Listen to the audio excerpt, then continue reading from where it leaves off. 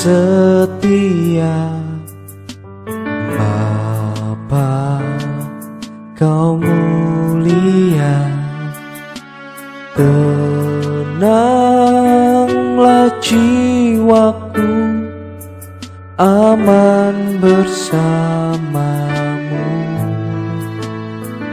Lebih dari harta, Kaulah segalanya. Tenanglah jiwaku dalam hadirat-Mu. Kau tunjukkan kasih setiamu,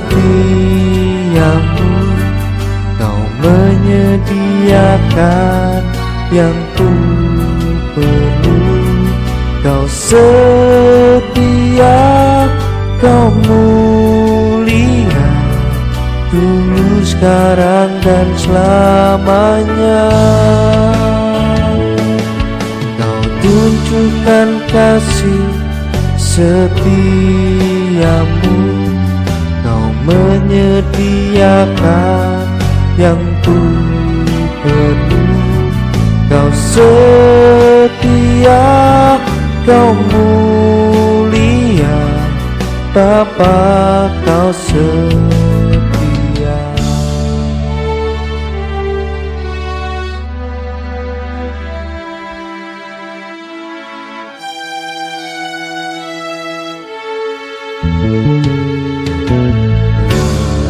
Lebih dari harta, Kaulah segalanya.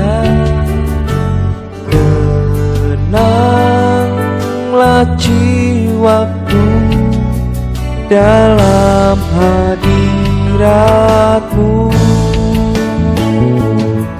Kau tunjukkan kasih setiamu, Kau menyediakan yang ku perlu. Kau setia, Kau mulia, dulu, sekarang, dan selamanya. Kau tunjukkan kasih setiamu,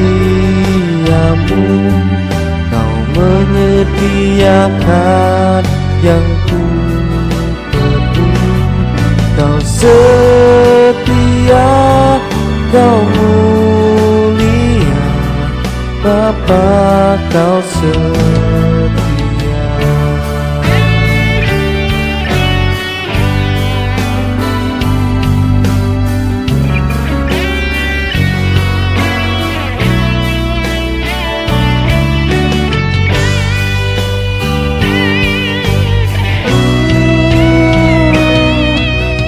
Tunjukkan kasih setiamu, Kau menyediakan yang ku perlu. Kau setia, Kau mulia, dulu, sekarang, dan selamanya. Kau tunjukkan kasih setiamu, Kau menyediakan yang ku perlu. Kau setia, Kau mulia, Bapa, Kau setia. Kau setia, Kau mulia, Kau setia, Kau mulia, Bapa, Kau setia.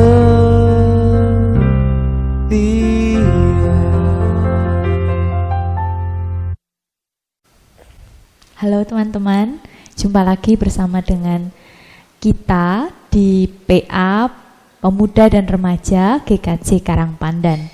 Teman-teman, selamat Hari Pentakosta ya. Selamat menikmati kehadiran Roh Kudus di dalam hidup teman-teman.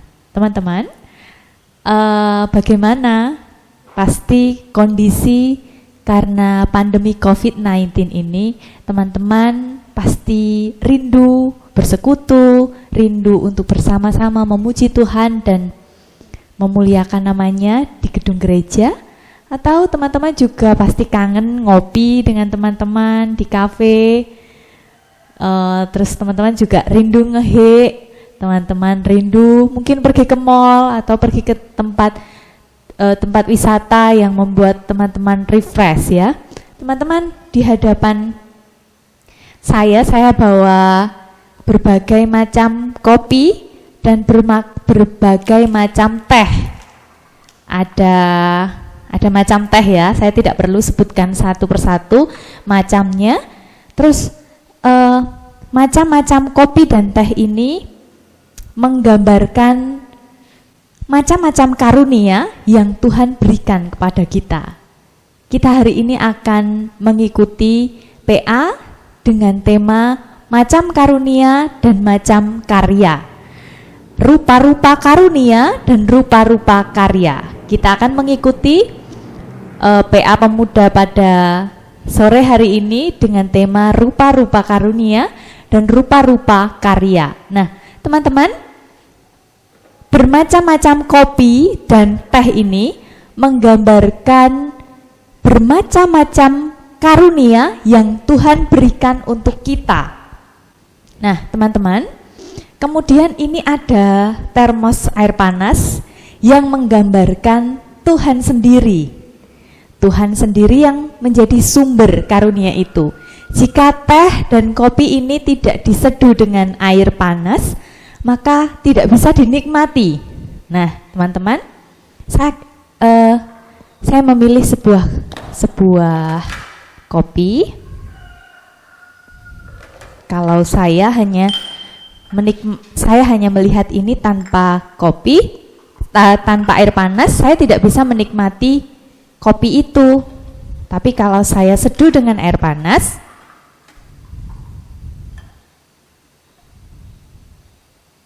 maka aroma dari kopi itu sudah tercium. Dan ketika saya menikmatinya, saya bisa menikmati kopi itu dengan nikmat. Nah, teman-teman, bagaimana dengan hidup kita? Apakah hidup kita sudah dinikmati oleh orang-orang yang ada di sekitar kita? Dan rupa-rupa teh dan kopi ini memang dibuat supaya bisa dinikmati banyak orang. Teman-teman, mari bersama kita menyiapkan Alkitab kita dan kita membuka di 1 Korintus 12 ayat 3b sampai 13. Sebelumnya mari kita berdoa. Tuhan, kami rindu mendengarkan suara-Mu untuk kami boleh menjalani hari-hari yang Tuhan percayakan dengan tuntunan Tuhan. Terima kasih Tuhan Yesus. Kami siap mendengarkan kebenaran-Mu dan kami siap melakukan kebenaran-Mu di dalam hidup kami. Berbicaralah Tuhan, Roh Kudus, tolong kami mengerti kebenaran firman-Mu dengan jelas dan sederhana. Di dalam nama-Mu Kristus kami berdoa. Amin. Teman-teman, kita akan buka kitab kita dari 1 Korintus 12 ayat 3b sampai 13. Teman-teman silahkan baca dengan lengkap di rumah. Saya akan membacakan beberapa ayat saja. Karena itu, aku mau meyakinkan kamu bahwa tidak ada seorang pun yang berkata-kata oleh Roh Allah dapat berkata-kata terkutuklah Yesus. Dan tidak ada seorang pun yang dapat mengaku Yesus adalah Tuhan selain oleh Roh Kudus. Ada rupa-rupa karunia, tetapi satu Roh. Dan ada rupa-rupa pelayanan, tetapi satu Tuhan. dan ada berbagai-bagai perbuatan ajaib, tetapi Allah adalah satu yang mengerjakan semuanya dalam semua orang. Teman-teman, apakah teman-teman sudah mengenal karunia yang Tuhan berikan di dalam hidup teman-teman? Jika sudah, apakah yang teman-teman lakukan sesuai dengan karunia yang Tuhan berikan itu? Nah, jika teman-teman belum mengetahui karunia itu, mari terus bertanya kepada Tuhan, Tuhan, karuniaku apa? Tuhan, kemampuanku apa? Tentu teman-teman dari kecil sudah mulai mengenali talenta ataupun karunia yang Tuhan beri itu. Nah, teman-teman, setiap kita diberi karunia berbeda-beda setiap orang, dan itu khas dan istimewa setiap orang, dengan tujuan yang sama untuk memuliakan Tuhan. Tentu melalui karunia yang Tuhan beri itu tidak perlu kita merasa iri atau merasa minder dengan karunia yang dimiliki oleh orang lain, karena setiap karunia yang Tuhan berikan itu baik. Karunia itu untuk memuliakan Tuhan. Teman-teman, dari ayat yang kita baca tadi, teman-teman bisa temukan macam-macam karunia. Ayat 7 sampai 13 itu ada macam-macam karunia. Yang pertama ada karunia berkata-kata dengan hikmat. Yang kedua, berkata-kata yang mengandung pengetahuan. Ada juga karunia iman, kemudian karunia penyembuhan, karunia mengadakan mukjizat, karunia bernubuat, lalu karunia untuk membedakan bermacam-macam roh, lalu bisa berkata-kata dengan bahasa roh, lalu yang terakhir yang ke-9 menafsirkan bahasa roh. Nah teman-teman, karunia yang Tuhan berikan itu sekali lagi bermaksud untuk memuliakan Tuhan, bukan untuk menang-menangan, bukan untuk meninggikan diri. Apakah karunia yang Tuhan berikan itu bisa dikembangkan? Tentu bisa dikembangkan, tetapi juga ada yang tidak berfungsi jika karunia itu tidak dikembangkan dan tidak diasah dan tidak dilakukan, tentu tidak ada gunanya. Nah teman-teman, kita harus mengerjakan dan mengenali karunia yang Tuhan berikan itu untuk memuliakan Tuhan. Nah praktisnya seperti apa teman-teman? Karunia yang Tuhan beri itu bisa kita asah atau kita bisa minta karunia kepada Tuhan. Bisa dikaitkan dengan kecenderungan atau keinginan saya. Saya sebagai contohnya, teman-teman, pengalaman saya mengenali panggilan ataupun karunia yang Tuhan berikan berkaitan dengan pekerjaan pelayanan Tuhan. Dulu seketika saya, ya sama di masa-masa seperti ini, di masa-masa Pentakosta ini, saya mengikuti sebuah khotbah. Waktu itu masih pengenalan jemaat di GKJ Kismorejo. Waktu itu saya mendengarkan kebenaran firman Tuhan, dan kebenaran firman Tuhan di dalam bacaan kalau tidak salah di Kisah Para Rasul itu menceritakan murid-murid tidak boleh pergi dari Yerusalem sebelum dia mendapatkan Roh Kudus itu. Nah teman-teman, apakah karunia itu hanya untuk sebuah pekerjaan? Tentu tidak. Karunia itu menolong kita secara holistik di dalam menjalani kehidupan sehari-hari. Teman-teman, pekerjaan yang kita kerjakan juga adalah pelayanan yang kita kerjakan untuk Tuhan.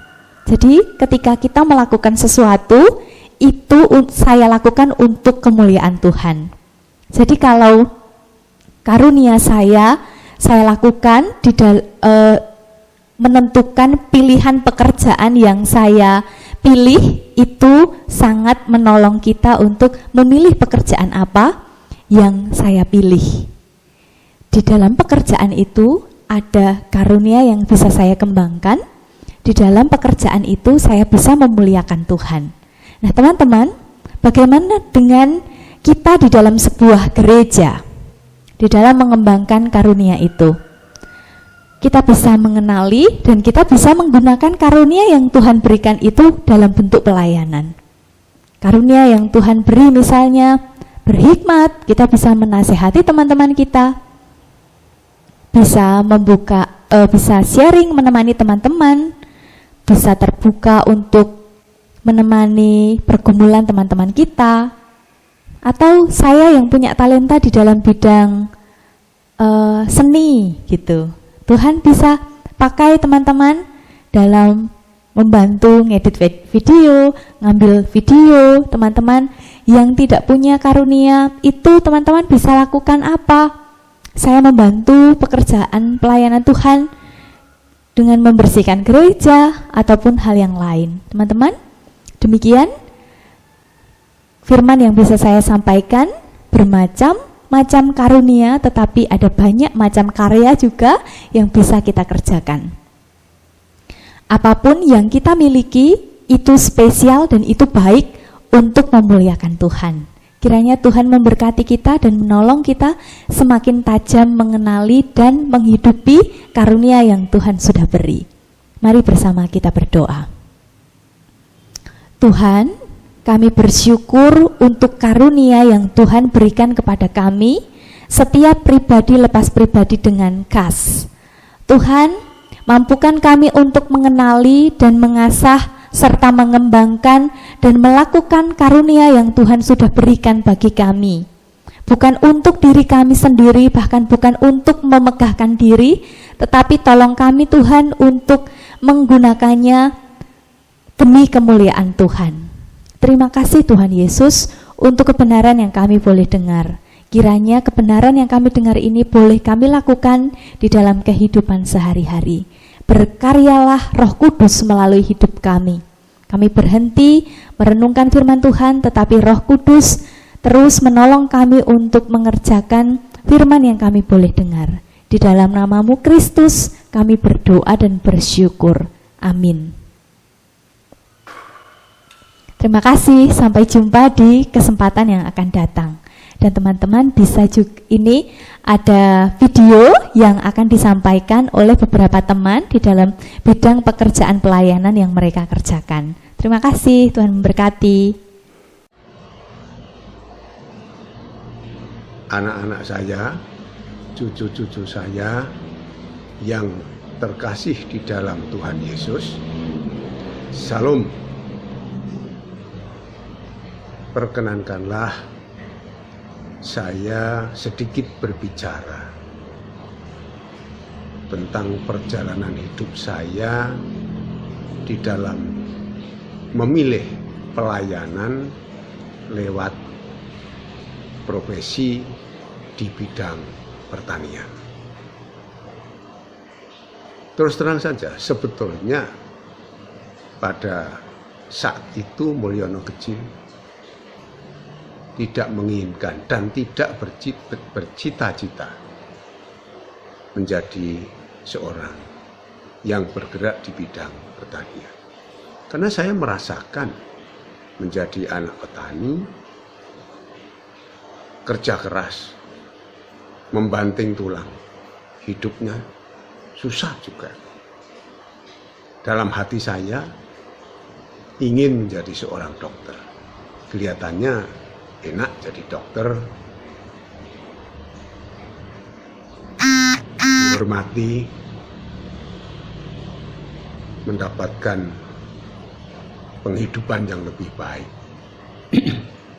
Maka saya berusaha SMP untuk belajar sungguh-sungguh supaya nilainya ujian baik, besok bisa masuk ke SMA yang favorit. Betul, nilai di SMP lumayan.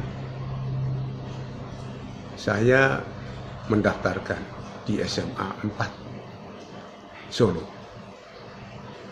Namun mentah karena harus membayar Rp6.000 saat itu di tahun 67. Akhirnya saya muter-muter, masihkah ada sekolah yang buka pendaftaran. Nah, saya menemukan sebuah pengumuman papan tulis. Saya masuk, mendekat, di sekolah itu tertulis SPMA. Apa ini SPMA? Saya juga belum tahu sebelumnya apa itu SPMA. Ternyata adalah sekolah pertanian menengah atas. Ngapain ini? Saya tidak seneng. Tapi setelah saya tanya berapa uang pendaftarannya, Rp600, jadi 10%-nya dari SMA. Ya karena adanya uang ya cuma sekian. Mau tidak mau saya masuk di situ. Dalam hati bertentangan. Namun apa boleh buat? Nah ternyata pada waktu mendekati ujian sudah ada pengumuman dari pemerintah. Siapa yang ingin menjadi penyuluh pertanian lapangan atau PPL, silahkan mendaftar walaupun belum ujian. Kalau nanti lulus akan dipanggil. Betul, saya mendaftarkan. Betul, puji Tuhan, saat itu lulus. Nah, kemudian benum pertama menjadi PPL di Kecamatan Jatipuro, ujung selatan Kabupaten Karanganyar. Saking inginnya masih kuliah, maka dari Jatipuro setelah tugas dinas siang hari mengisi BBM bahan bakar manusia, langsung nyandak GL, bukan GL Pro tapi genjot langsung alias sepeda ontel.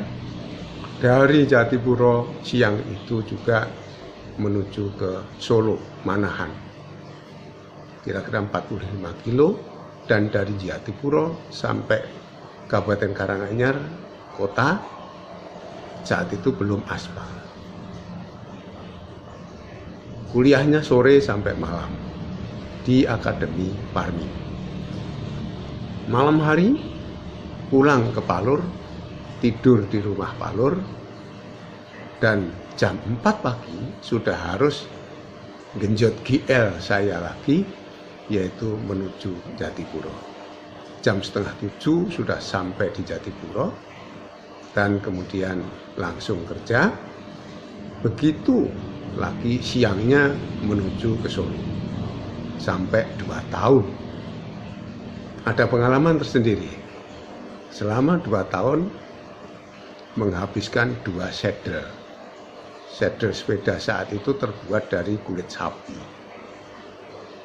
Yang ternyata kulit manusia dengan kulit sapi itu ulet kulit manusia. Karena 2 saddle habis, kulit bokong saya itu masih. Nah, kemudian tahun 73 saya pindah ke Kecamatan Colomadu sampai tahun 78. Karena setelah mengikuti ujian kepala BPP, lulus juga, munggah pangkat menjadi kepala BPP di Kebak Keramat. Mungkin keberuntungan bagi saya, di mana yang tadinya saya tidak senang di pertanian, ternyata justru menjadi berkah. Itulah pengalaman tersendiri, bahwa apa yang dipikirkan manusia itu kadang-kadang tidak tahu dengan apa yang dipikirkan oleh Tuhan. Di BPP Kebak Keramat saya mendapatkan kesempatan karena saya mengampu expert pertanian dari Jepang. Kemudian diberi penghargaan untuk belajar ke Jepang di Oishika Internasional di Nishi-Nippon Training Center di kota Fukuoka. Selama 2 tahun, pikiran saya nanti kembali, karena saat itu orang belajar di luar negeri juga masih jarang ya. Gitu. Harapan Mulyono muda lagi, setelah pulang, wah bisa naik pangkat, dapat jabatan. Mungkin karena saya belajar tentang teknik-teknik pertanian di Jepang, bisa ditempatkan di Litbang Pertanian, di Kementerian Pertanian. Apa yang terjadi? Ternyata tidak sesuai lagi dengan harapan saya. Dari kepala BPP, jabatan hilang, kembali lagi menjadi penyuluh pertanian lapangan. Sedih rasanya.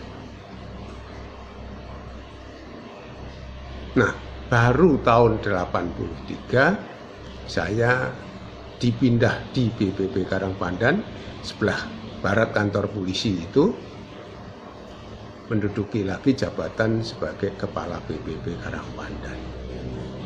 Dan tahun itu juga saya mulai kegiatan kecuali dinas, kegiatan nyambi menjadi petani, tanam bawang putih, kemudian juga mempunyai ide mendirikan kursus pelatihan pertanian untuk para pemuda-pemuda di sekitarnya, tanpa biaya dari pemerintah. Dari uang hasil samben saya menjadi petani, yang kemudian berlanjut mendirikan Oishika Training Center yang ada di desa Doblang. Kemudian kegiatan pelatihan kita pindah dari BPP Karangpandan ke TC Oishika di Doblang. Jadi ada 3 kegiatan utama saat itu. 1 pegawai negeri, 2 menjadi petani bawang putih, yang ketiga menjadi pendiri Oishika TC Karanganyar. Nah, tahun 86 kebetulan saya dipercaya untuk mengampu expert pertanian dari Taiwan. Dari kerja bersama kita, kami mendapatkan penghargaan lagi, yaitu diberi kesempatan untuk belajar tari. Bukan tari begini, bukan, tapi di Taiwan Agriculture Research Institute. Nah, setelah kembali ke Karangpandan, tetap bertugas di Balai Penyuluhan Pertanian Karangpandan. Selanjutnya, di dalam mengampu Oishika Training Center Karanganyar, tahun 95 sampai tahun 2005, kami diberi kepercayaan oleh Oishika Internasional duduk di dalam kepengurusan Asia Pacific Youth Forum, walaupun sudah tidak youth lagi. Nah, di dalam kesempatan Asia Pacific Youth Forum itu, kami berempat cuma pengurusnya, pengurus intinya 4.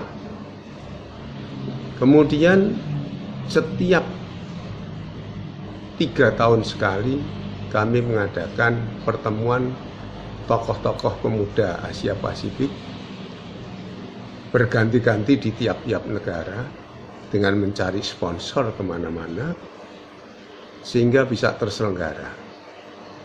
Di dalam kesempatan itulah kami mengumpulkan plasma nupah ke Jepang, Korea, Taiwan, Filipina, juga pernah di Nepal, sekaligus hiking di Nepal, kemudian mencari plasma nupah.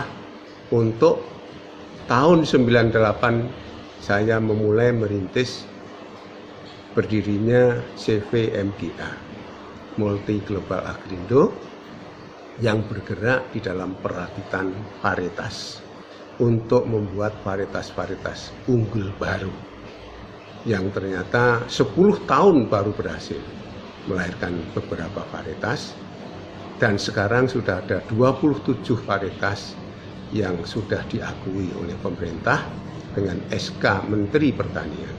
Sebab varietas tanaman itu bisa diproduksi, dijual kalau sudah mendapatkan legalitas, mendapatkan SK dari Menteri Pertanian.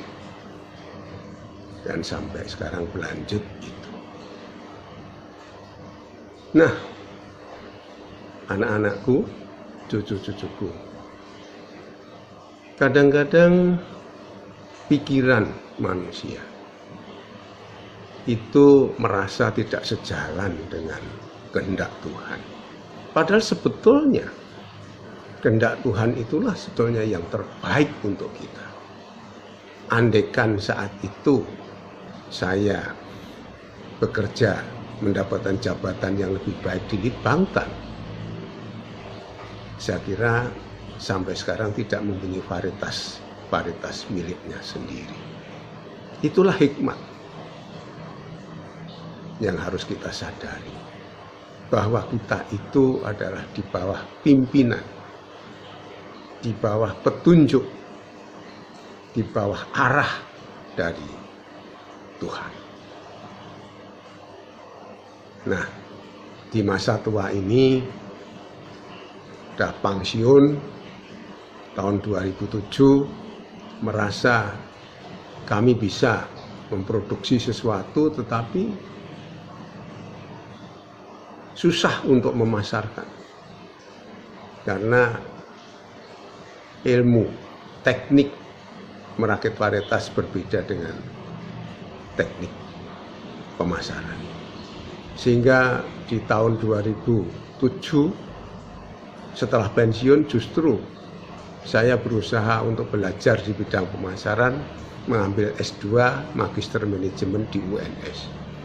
Betapa susahnya orang tua belajar lagi bersama-sama anak muda. Keok sudah. Tapi setelah setahun kami berusaha untuk mengikuti. Ternyata masih bisa. Bahkan terakhir lulus dengan cum laude. Itu cerita agak sombong sedikit, tetapi itu suatu pengalaman. Kalau kita nekat, kerja keras, semangat,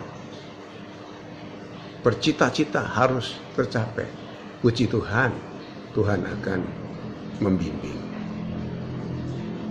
Nah, kegiatan sekarang ini kecuali mengampu OISK di training center di Deumplang, kami juga sebagai penasihat OISK di Indonesia, OISK Indonesia, kemudian di bidang perbenihan Direktur CVMGA, kemudian di bidang organisasi perbenihan sebagai Ketua Kompartemen Hortikultura di Asbenindo, Asosiasi Perbenihan Indonesia, juga penasihat di IPBH, Ikatan Produsen Benih Hortikultura Indonesia, dan juga masih ada lagi yaitu ditunjuk untuk memimpin Kadin Kabupaten Karanganyar yang ngesui semua kegiatan usaha yang ada di Kabupaten Karanganyar.